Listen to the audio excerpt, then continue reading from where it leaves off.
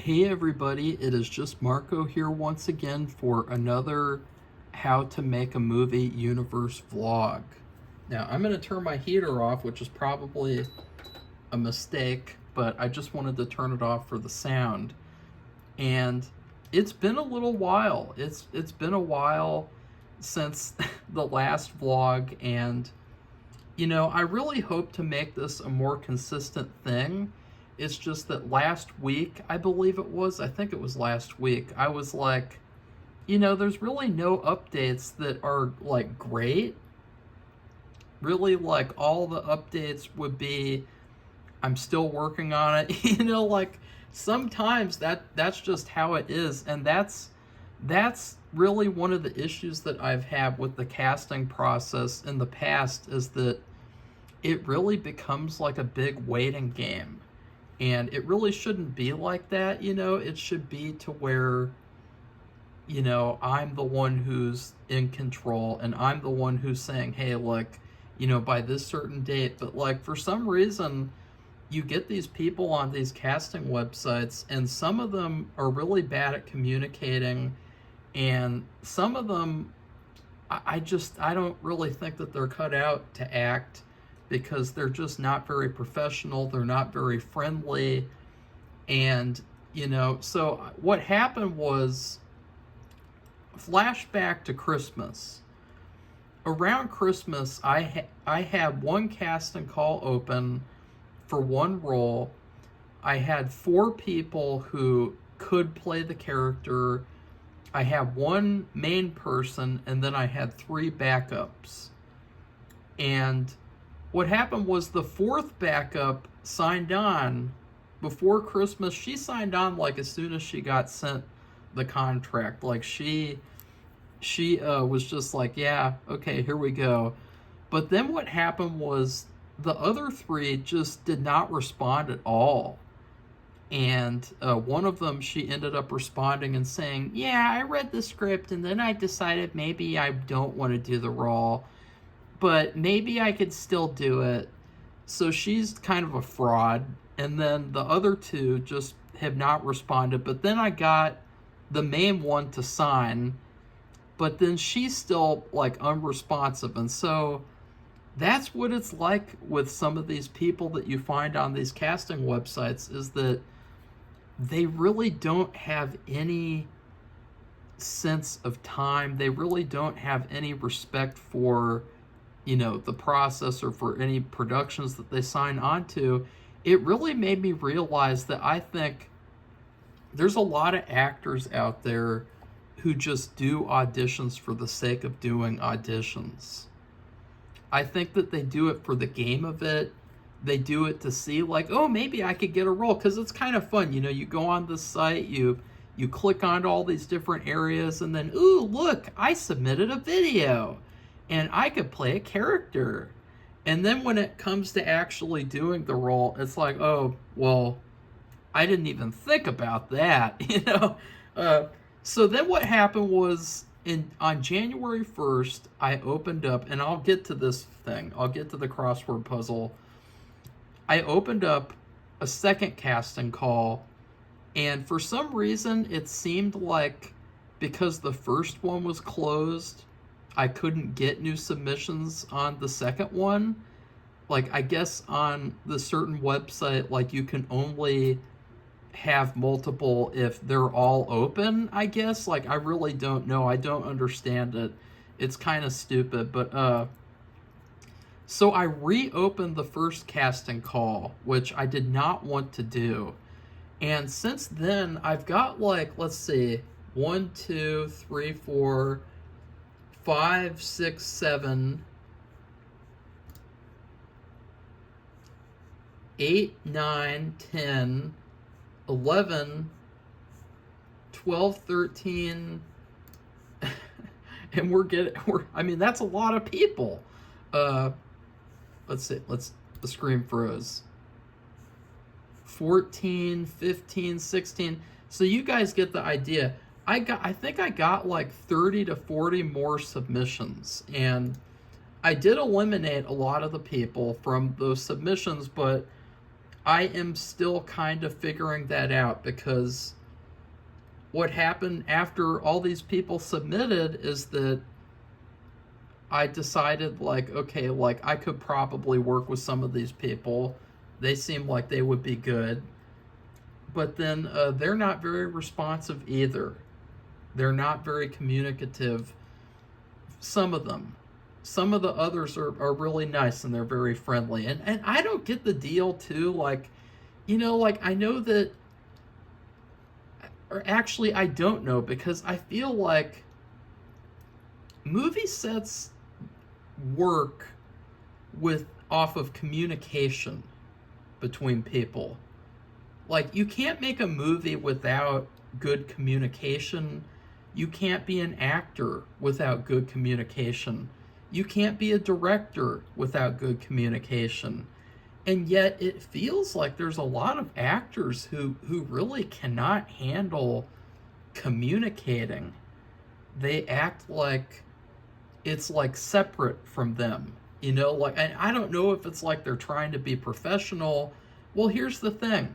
If you want to be quote unquote professional and you don't want to be personable, at least, then I'm not going to hire you. That's how it works. And I know that sounds mean. I really don't care. I wasted an entire month last month trying to hire someone, only to have 4 people who at least one of them ended up following through and, signing on. And then the other one did, but I still don't know about her. Because again, guys, like, even if someone signs on, that doesn't guarantee that they're going to show up.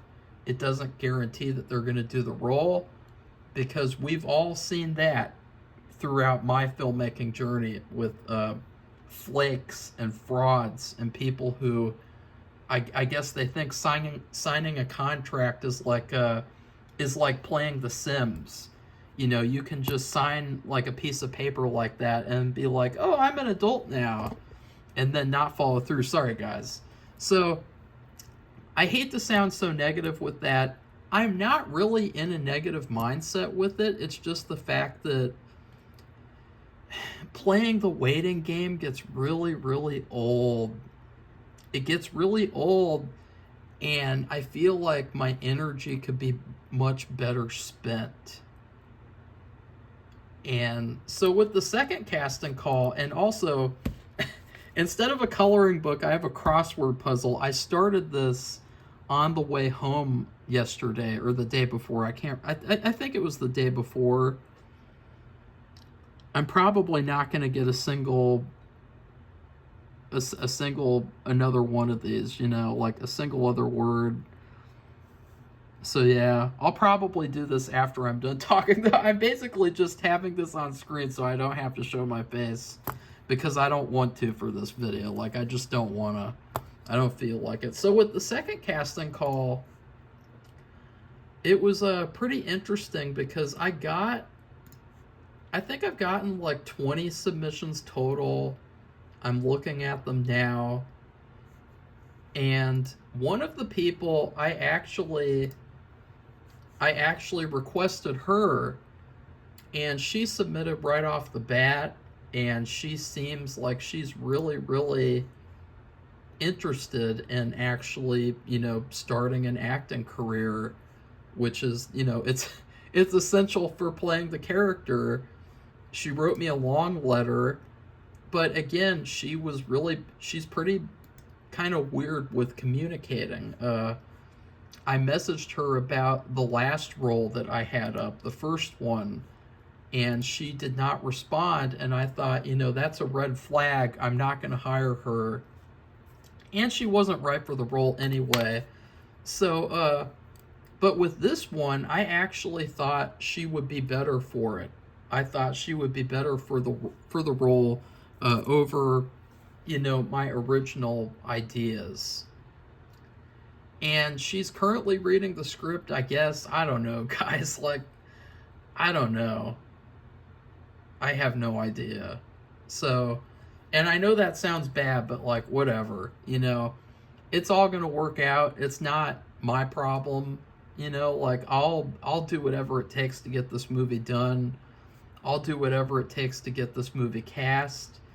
All I want really is just people who are nice and they communicate and they're right for the role. That's really all I'm asking for. I don't think that that's asking for a lot. You know, like, I don't know. I really don't know what to say. And I'm going to try to not be negative about it. I'm going to try to, stay positive about it. But I'm just being honest. I'm just trying to be honest. And with that, I put up a third casting call because I've been thinking about this. I was thinking about this since the summer of last year. Editing County Fear, my short film, which you can now watch on Patreon, and you can get it all by itself. Editing that short film was a biatch. It was pretty tough. It was pretty challenging. It was just kind of tedious, it was tedious, it was frustrating. Like what happened too was like the app that I used, it downgraded the footage's quality, and I didn't even know that it was doing that and until it was too late, and that was really a shame.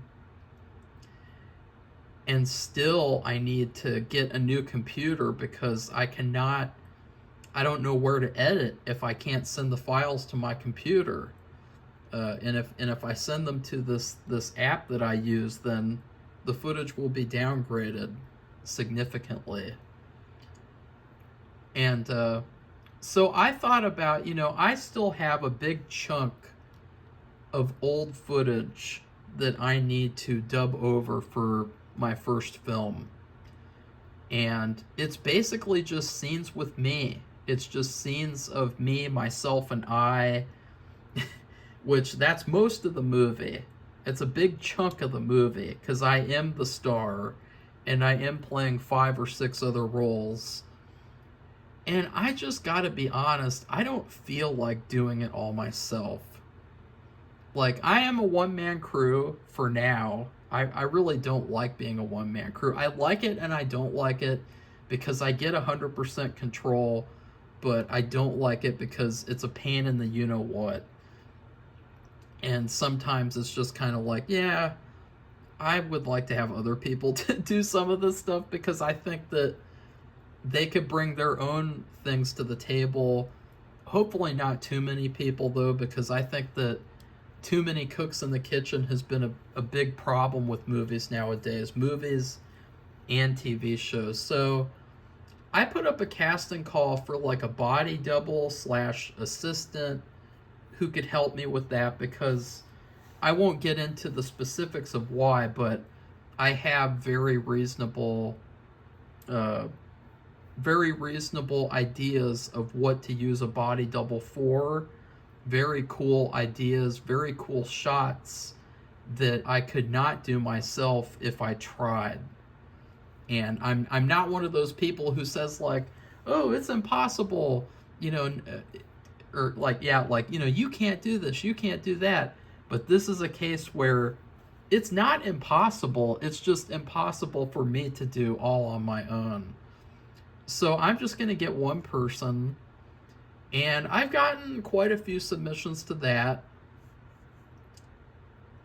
So that's cool. And yeah, I don't want to say anything more about that. And I also want to bring this up. Another reason why I kind of hesitated to do the vlog last week is because I went to this Chinese restaurant and I got a fortune that says, let's see if it focuses. Keep your plans secret for now.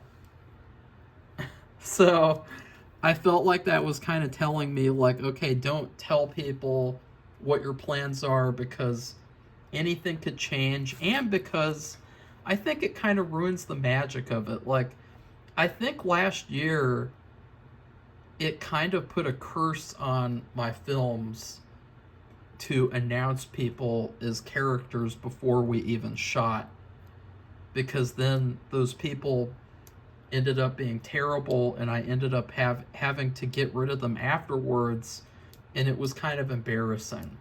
And well, not all of them were terrible. There was like one person who was okay, but they were pretty bad. They just weren't right for the roles, and they just didn't fit at all. Well, one of them was genuinely terrible, and I've talked about her before. I mean, she's probably like bottom of the barrel out of all the people I've ever worked with, and I have no problem saying that either. Like a shitty work experience is a shitty work experience. We shouldn't have to have them too. Like, all we're doing is making movies. We're making fun movies for hardly any money. We shouldn't have to have these terrible experiences where like people show up late, people don't show up at all, or they tear out pages of the script and say, I'm not doing this, I'm not doing that, even though they signed a contract. That's not okay. And I'm all about what's right and wrong. So, in terms of those castings, I have a general idea of who I want for both of those roles that I'm casting. I don't really know about the third one because I don't really have a lot of choices right now that I would feel confident about. And again, the communication thing is a big issue, because if someone's not going to work with me, I'm not going to work with them in terms of energy. I'm not going to give my energy to someone who can't even handle responding or just saying like, hey, like, I understand that, like, okay, thank you, like just basic common courtesy. I sound so negative in this video, but whatever. It's all going to work out. It's coming from a place of just honesty. With that being said, maybe we should do some of the crossword before I talk about my next topic.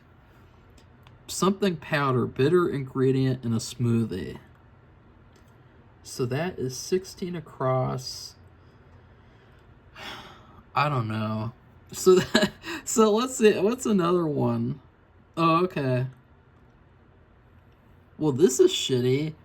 It's just like plot trope in these two movies. What would that be? Pen Pals? Penpals? Nope. How would I know? Like, I understand that this is supposed to be challenging, but like, I've never seen Pride and Prejudice. I have seen You've Got Mail.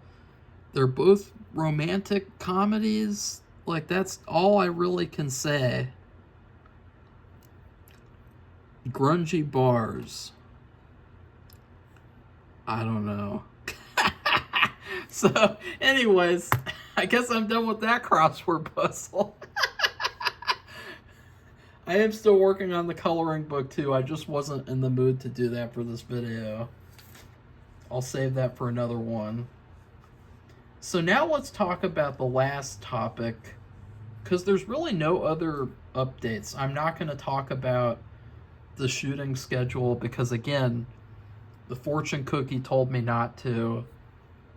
And if I've learned anything, I've learned to not trust, or to trust fortune cookies, and to fully trust in a fortune that comes out of a cookie that you get at a Chinese restaurant. So my last update is that I came up with a new show idea. It's another show about snacks, which I think people will find very, very hilarious and, ironic. Like, all I'm doing lately is just coming up with new shows around snacks. It's like, why is that? I don't even eat a lot of snacks. Well, maybe I do. I don't know. I gained back like 3 pounds this week. Or no, 2 pounds. After I lost 1.5 pounds the week before. But, my dad's birthday was in the past week, and so we went out to celebrate, and there was a lot of food. So I don't know. I don't want to talk about it. I still got to get my steps for today too. I got to get my steps and I got to go make dinner. So yeah.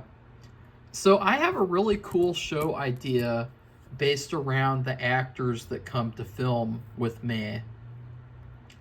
So the idea is, I've kind of struggled in the past with what kind of foods to get for filming. It seems like in the past I've experimented around. I got Cheez-Its, and that worked out really well one time. But then a couple of other times I got like Pringles, I got candy, I got all sorts of different things. And nobody seemed to like that. Nobody seemed to want it. Someone did like to have a protein bar. Other than that, it's kind of like a crapshoot with like all these different actors. So what I thought was, let's say that I bring one person to film. I will ask them, what are your top 5 favorite snacks? And I will buy all of those snacks, put them all on the dinner table, and then I'll have a show where we show them and they're talking about this various snacks on the table, and they're saying, like, these are my favorite snacks, this is that. Like, maybe one of them is like Ritz crackers. So they could be like, oh, look, this is Ritz crackers. I've always loved them, whatever. And so then it would basically be like a different actor's like snack table. So it would be titled like Marco's snack table.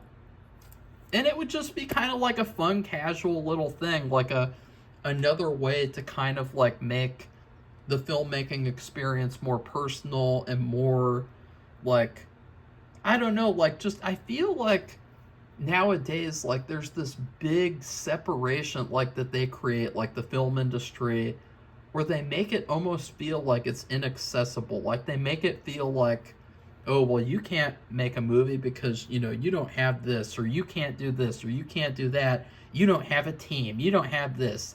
You don't have that. I feel like we need to start like creating more of like a unity between the film industry and between just like regular people. And I think that starts with the people in the film industry being seen as regular people.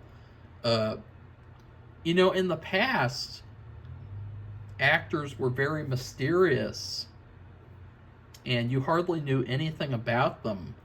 You had to write them fan letters to find out, like, what are your favorite foods, that type of thing. They would do a couple of interviews here and there, but they kept their personal lives really private.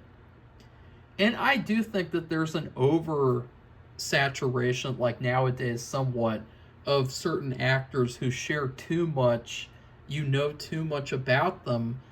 But I think if it's something harmless and if it's something really fun and just like as personable as like, here's my favorite snacks. Like me, Marco, my favorite snacks are, A, B, C, D. And it's like, what's bad about that? Like, that sounds like a pretty good show. And so I'll kind of add that on for value for all the shoots that I do in the coming future.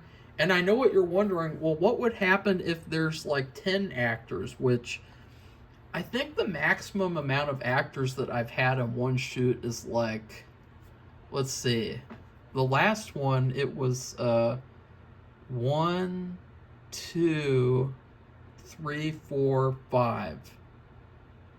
I think the maximum is just 5 other actors. That's like the max. So what if there was 5 or 10? The person who is the most prominently in the scene or the scenes, they will get to choose the snacks. But if someone's already picked, it will be the next person in line. So I hope that makes sense, and I want to hear your feedback. Does that sound like a good show? I think it sounds like a lot of fun.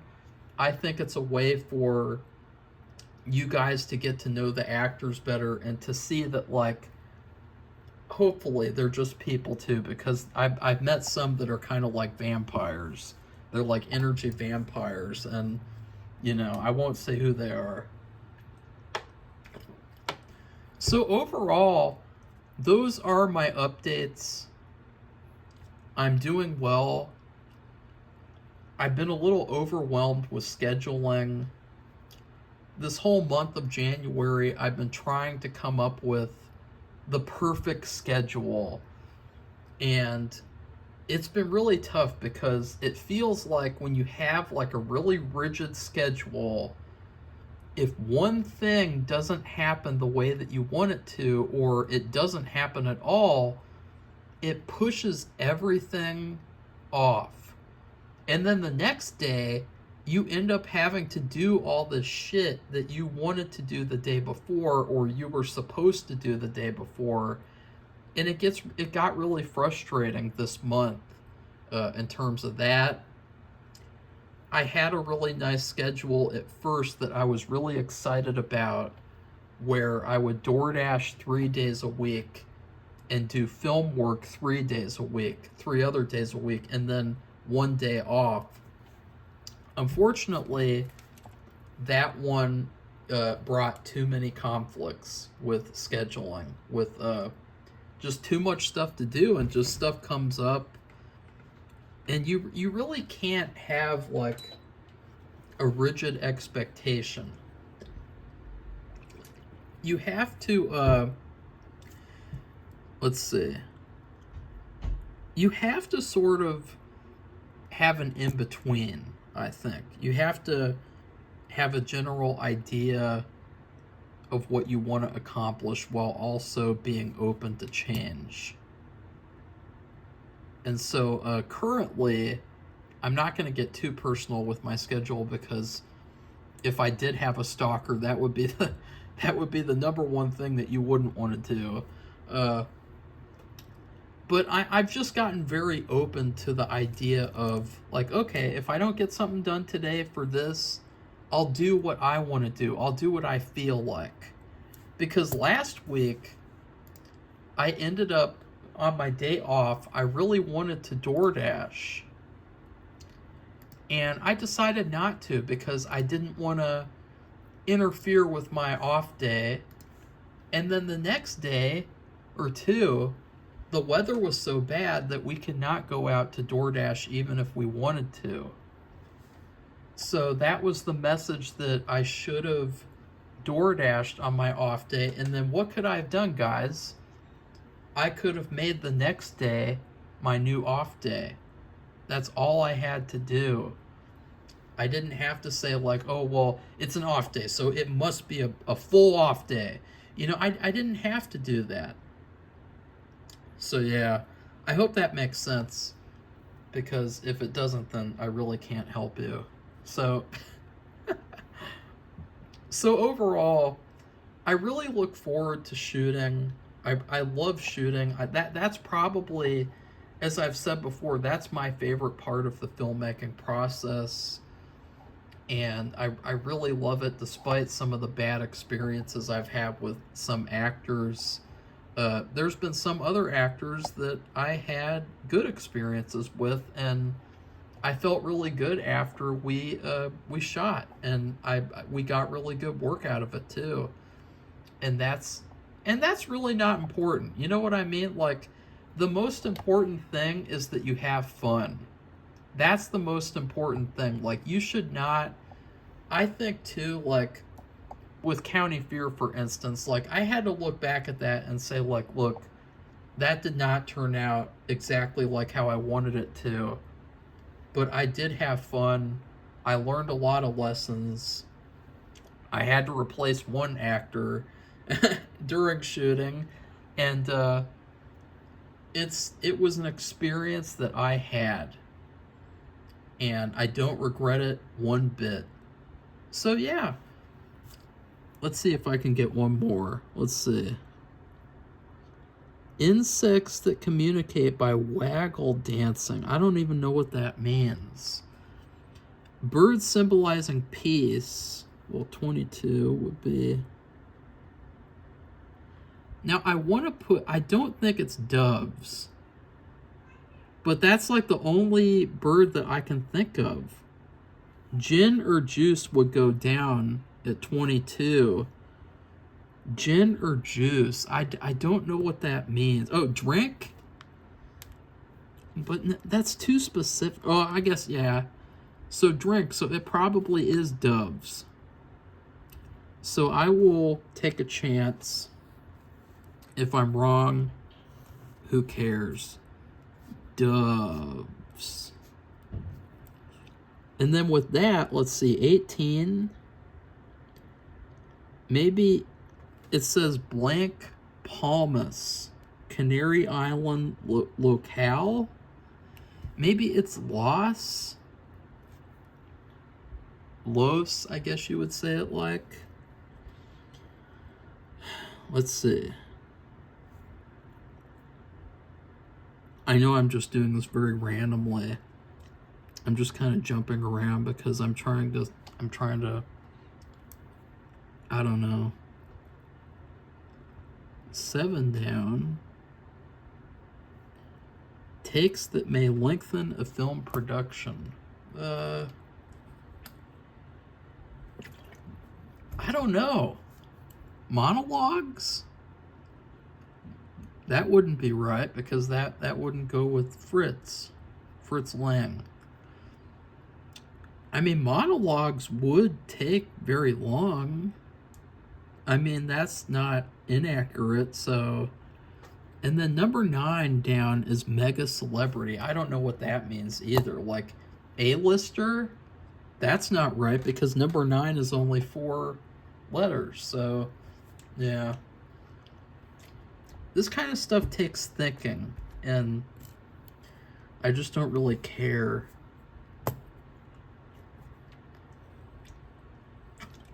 So I hope you guys enjoyed this video. I don't want to stretch this out too long. That's what he said. And here's the cover. And so yeah, please like this video and comment and tell me what you think about my new show idea. And then please subscribe to our channel if you'd like to see more vlogs. So that's it. Goodbye, everybody. See you soon.